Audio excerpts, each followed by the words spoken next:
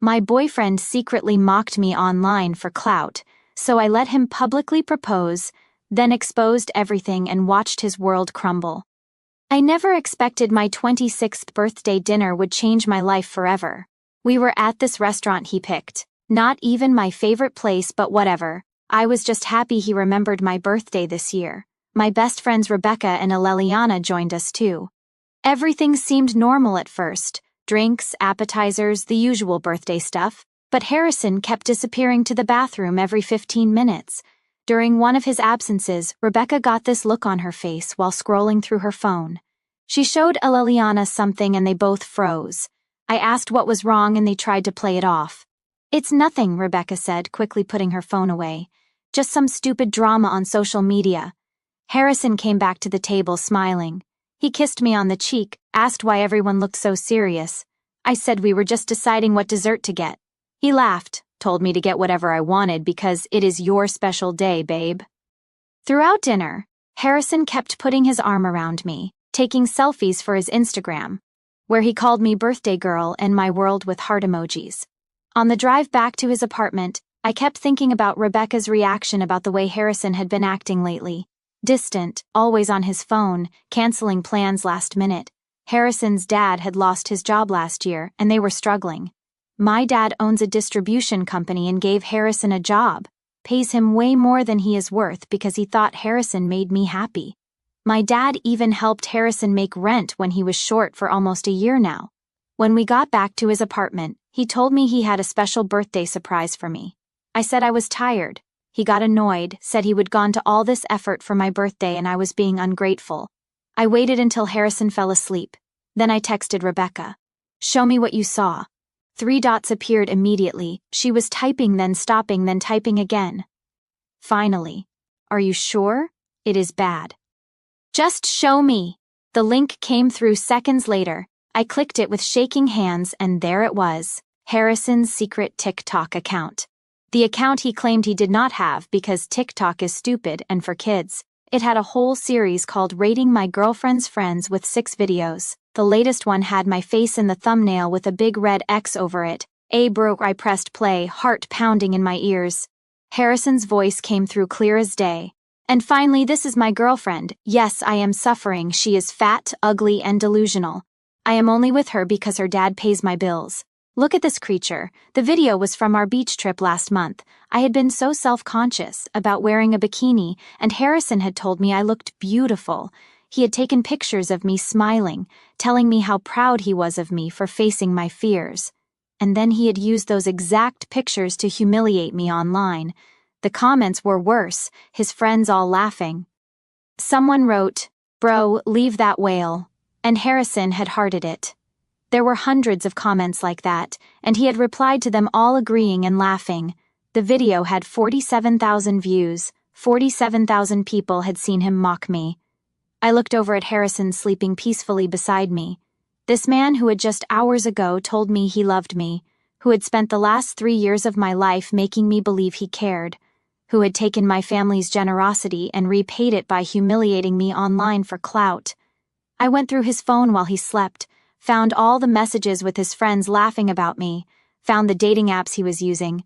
Harrison lives in an apartment my dad owns, drives a car my dad helped him buy, has a job only because of my dad, and all this time he has been making videos about how ugly I am and how he is just using me for money. The irony is, I am the one who convinced my dad to help him in the first place. I could have woken him up right then. Could have screamed and cried and thrown his phone at his lying face. But something stopped me. I realized that if I confronted him now, he would just deny it, or say it was a joke, or blame me for overreacting, and nothing would really happen to him. He might lose me, but honestly, the videos made it clear he did not even want me.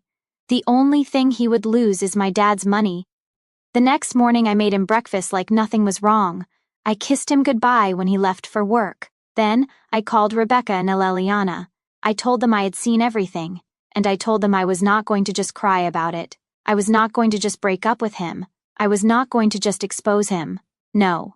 What Harrison had done to me deserved something much more creative. I decided I needed a plan. Not just any plan, but something that would make him regret every word he ever said about me. I spent the next 3 days researching everything about Harrison's social media. Turns out rating my girlfriend's friends was just the tip of the iceberg. He had accounts everywhere. Twitter, Instagram, Snapchat, all under different names but all clearly him. In each one, he complained about being stuck with me, posted side-by-side comparisons of me versus hot girls, and basically documented how he was using me and my family for money. Rebecca and Aleliana came over and helped me document everything. We downloaded all the videos, took screenshots of all the comments. There was a whole group chat with his friends where they made fun of me, my weight, even the way I talked. They had a running joke about how Harrison was taking one for the team by dating me because my dad was his meal ticket. My dad has always been overprotective, single dad, only daughter. When I started dating Harrison, Dad was skeptical but warmed up when he saw how happy Harrison made me. When Harrison's family fell on hard times, I was the one who convinced my dad to help him out. My dad trusted my judgment, and I had vouched for this piece of shit who was laughing at us behind our backs. I called my dad and asked him to meet for lunch, just the two of us.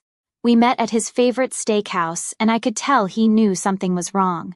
I had planned to ease into it, but the moment I saw my dad's face, the way he looked at me with so much love and concern, I just could not hold it in anymore.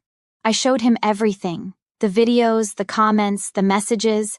I watched my dad's expression change from confusion to shock to a cold, hard anger I had never seen before. He did not say anything for a long time, just scrolled through screenshot after screenshot, video after video. Finally, he put down his phone and looked at me, asked if I was okay. I told him the truth that I was not, but I would be, that I was not going to let Harrison get away with this. Dad nodded slowly and said something that shocked me. Do whatever you need to do. I have got your back. See, my dad is not just some rich guy. He built his business from nothing, survived 3 recessions, dealt with competitors trying to bankrupt him. He is the kind of man who knows how to handle people who cross him.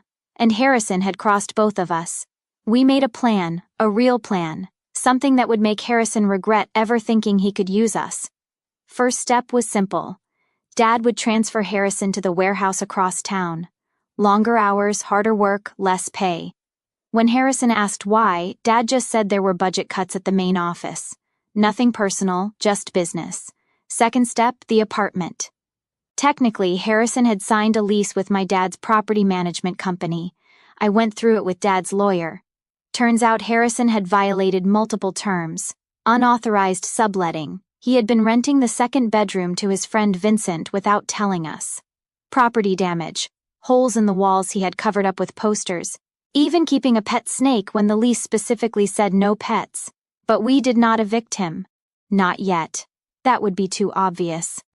Instead, the property management company sent notice that they were doing routine maintenance on all units.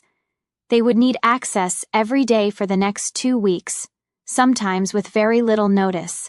Harrison hated having people in his space. I knew this would drive him crazy. Third step, my dad called in the car loan.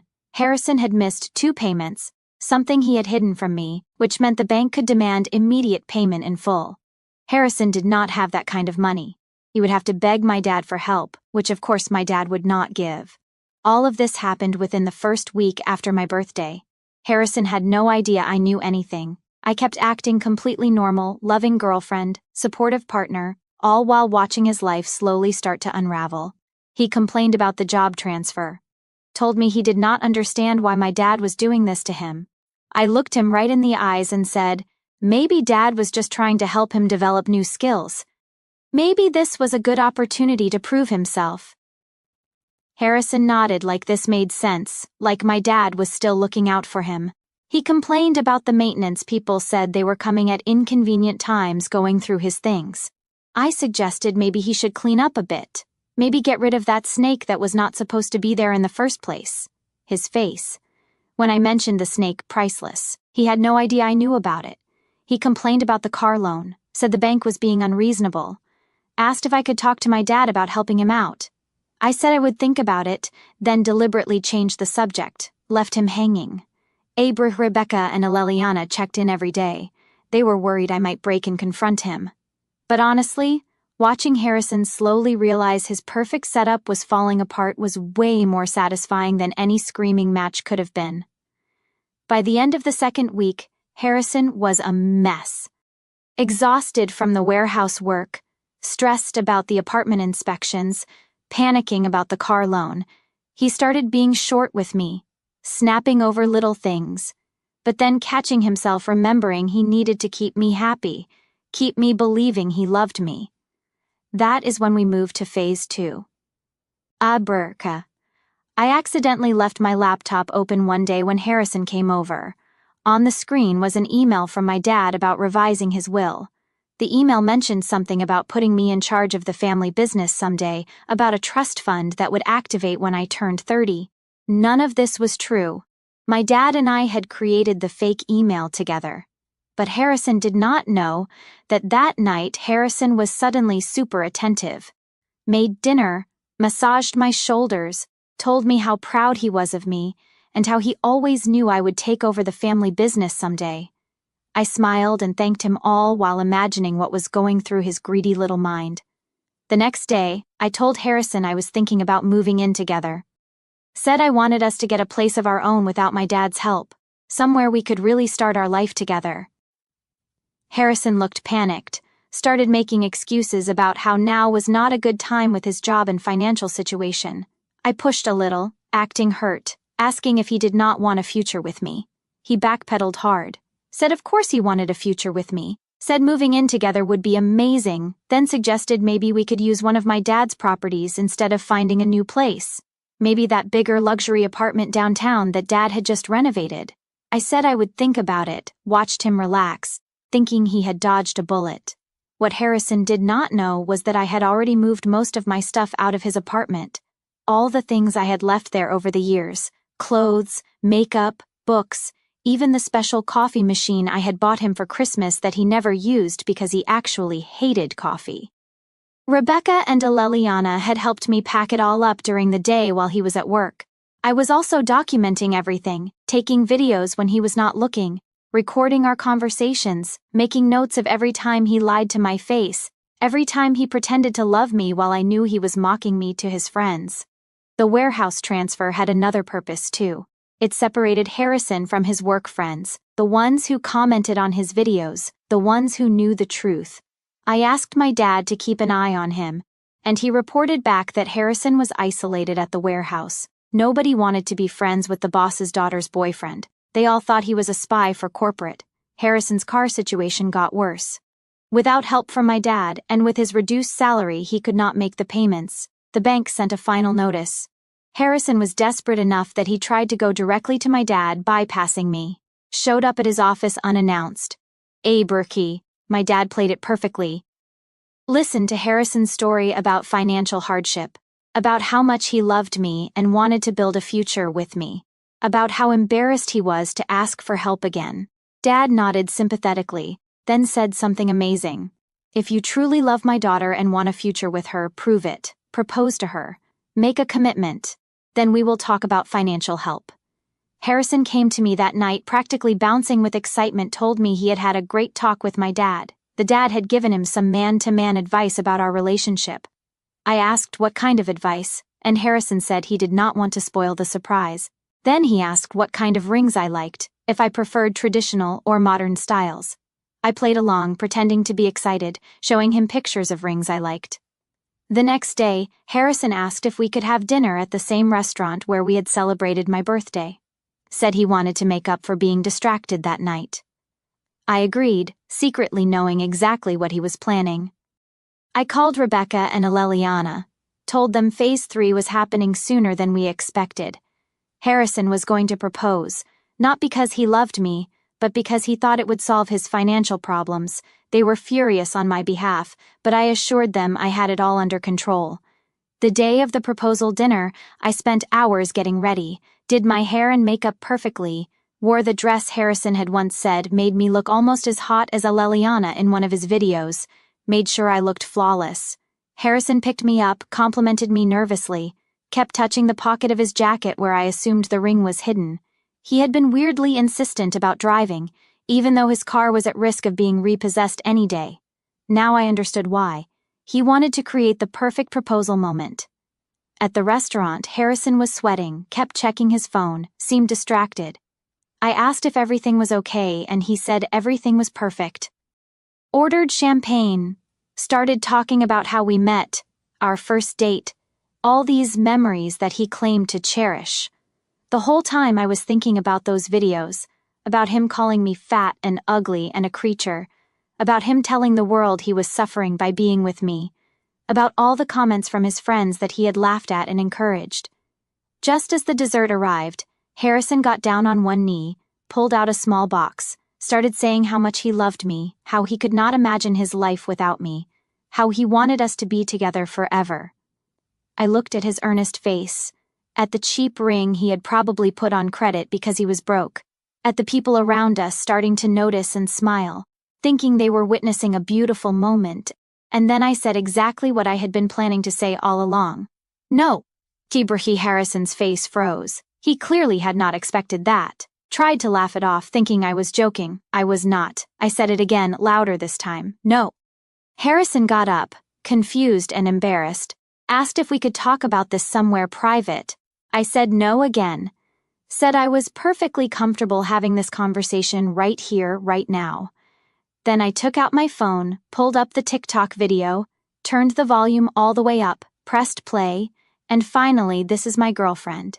Yes, I am suffering. She is fat, ugly, and delusional. I am only with her because her dad pays my bills. Look at this creature.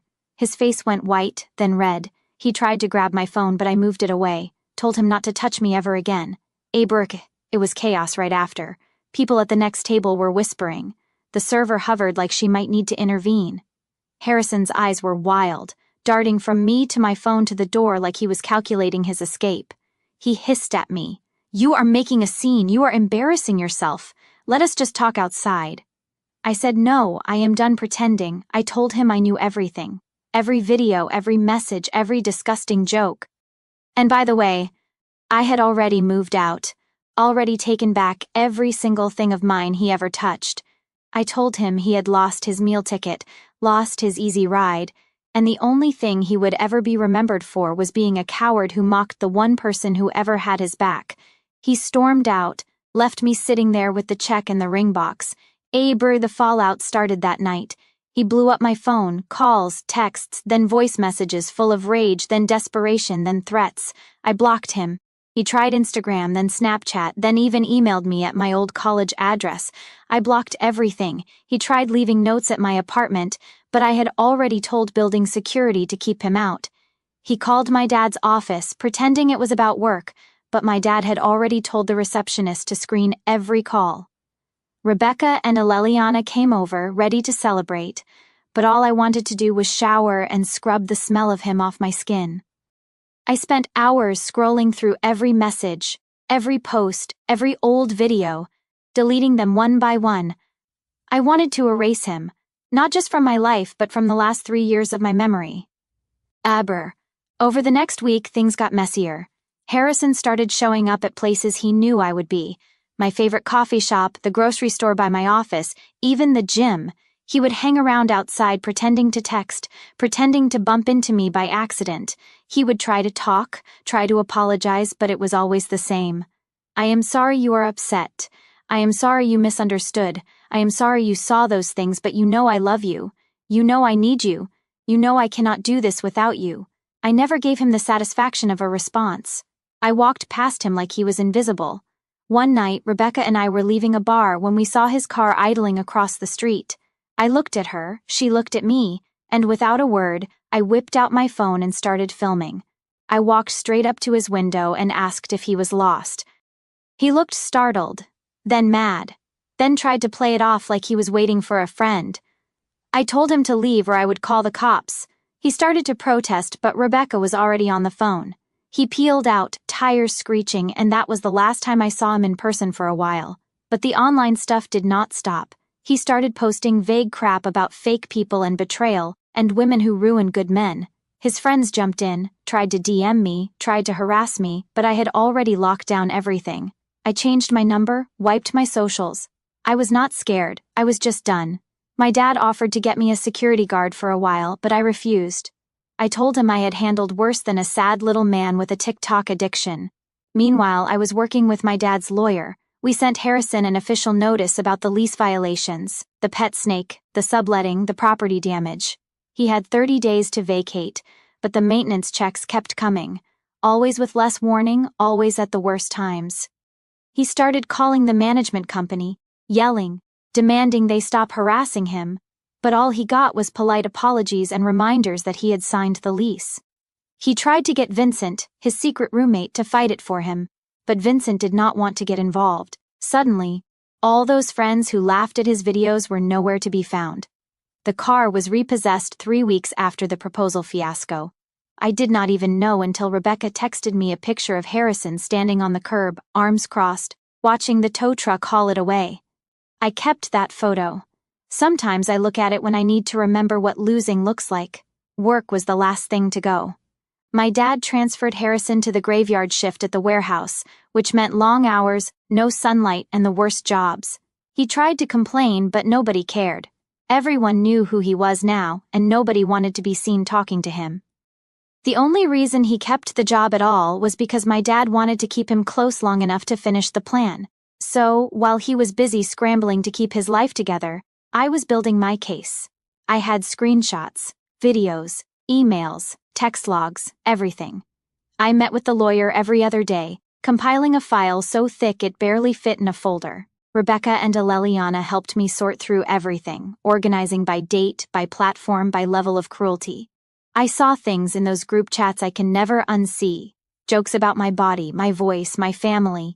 Even jokes about my mom who died when I was a kid. That one nearly broke me, but I refused to give him the satisfaction. My dad was relentless. Every time Harrison tried to get clever, like sneaking in through the building's back entrance or having friends call the company to complain about harassment, my dad shut it down. He had cameras installed in the halls, changed the locks, made sure the only people with access were the ones we trusted. Harrison tried to threaten a lawsuit, but the paperwork was airtight. All those years mocking my dad for being old-fashioned and paranoid suddenly did not seem so funny. The apartment was the last domino. 2 days before his 30-day notice was up, I got a text from Aleliana. He is moving out. I drove by slow just to see for myself. Harrison was dragging trash bags to the curb. Nobody was helping him. He kept looking over his shoulder like he thought someone was watching. I thought that would be it, but if you think a guy like Harrison just fades out, you do not know narcissists. 2 nights later, I came home and found the words "gold-digging whale" written in Sharpie on my apartment door. I laughed. I took a picture, texted it to my dad and the property manager, and spent the next hour scrubbing it off. I never called the cops. I wanted him to know I knew it was him, and I wanted him to know it had not worked. I was not scared. I was not even mad. I was bored. He tried to escalate. Started messaging my dad, pretending to have evidence that I had cheated on him, that I had stolen from him, that I was the abusive one. My dad did not even reply. The lawyer just added each message to the file. Harrison's last card was a letter, handwritten, left at my office front desk, begging for just one more conversation. The receptionist threw it out before I saw it. She knew the drill. Aleliana and Rebecca were worried he would try something worse. I told them I was not worried. I changed my routines, kept my phone on me, never walked home alone. I was not an idiot, but I also was not going to let fear run my life. About 3 weeks after his eviction, I got a call from the warehouse manager, my dad's friend, someone I had known since I was a kid. He told me Harrison had not shown up for his last 4 shifts, had not called in, had not picked up his last check. They had boxed up his locker and found it full of junk, empty energy drink cans, ripped up notes, some old photos of us from when we first started dating. The manager asked if I wanted them. I said, "Throw it all out." Brr.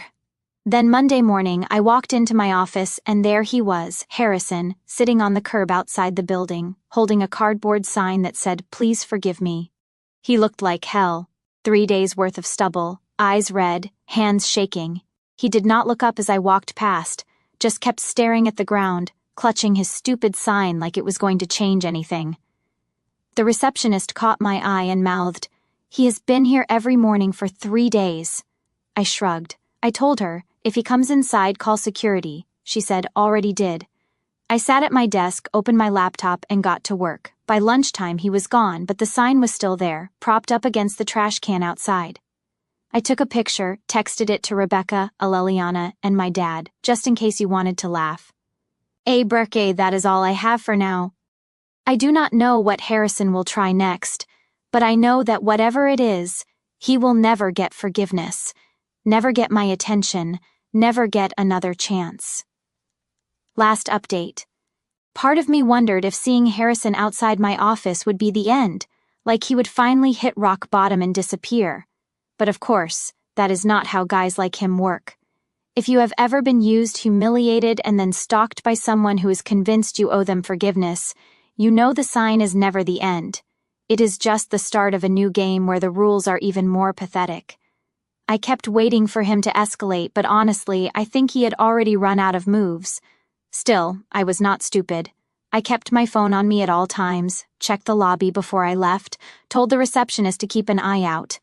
I was not giving him an inch, not after everything. The next week was this weird limbo. Harrison did not show up again, at least not where I could see him, but I started hearing from people I had not talked to in years. Old college friends, distant cousins, even a girl from high school I barely remembered. Hey, is everything okay? Did something happen with you and Harrison? Someone saw him outside your work. I got a message from Vincent, who had not spoken to me since all of this started, and it was just this rambling wall of text about how Harrison was in a bad place. Maybe I could just meet with him for 5 minutes just so he can have closure. I blocked him without even reading the rest. I was done giving any of those people my time, energy, or empathy. If you are still friends with a man who built a brand out of shaming the woman who saved his ass, you are dead to me. Period. The official eviction process wrapped up. The apartment was trashed. Holes in the walls, beer stains on the carpet, a smell like something had died in the vents. The property company charged Harrison for every penny. My dad laughed when he saw the invoice. Karma, he called it. I agreed, but I did not really care about the money. I cared that he was finally officially out. One day at work, I got a call from the warehouse. The manager said Harrison had come in to pick up his last paycheck, tried to start an argument about being wrongfully terminated. The manager told him, "You were never terminated, you just stopped showing up." Harrison yelled, ranted about my dad, about how he was being set up, how he deserved better. The manager said he just handed him the check, watched him leave, and locked the door behind him. I thanked him for letting me know, asked if there was anything I needed to do, and he laughed. Just keep living your life, kid. By the time my birthday rolled around again, I realized I had not thought about Harrison in days. Not even when I passed our restaurant. Not even when I saw his old car parked on the street. Well, not his anymore. I took a deep breath. I went to dinner with my friends and my dad. Let them toast me and tell embarrassing stories. Let myself laugh until my stomach hurt. I wore the red dress, the one Harrison always said was too much. I looked in the mirror and saw someone I actually liked. Every once in a while, I will get a weird DM or a friend request from some rando, but it does not faze me. I send it to the lawyer. Block. Move on. I know Harrison is out there somewhere, probably still telling some sob story about how I ruined his life. I am not worried. I know who I am, and I know what he is. I hope he remembers every single thing he did and knows that he lost the one person who ever truly gave a damn. I hope every time he sees my name, he remembers he is nothing but a footnote in my story. A cautionary tale, not a tragedy.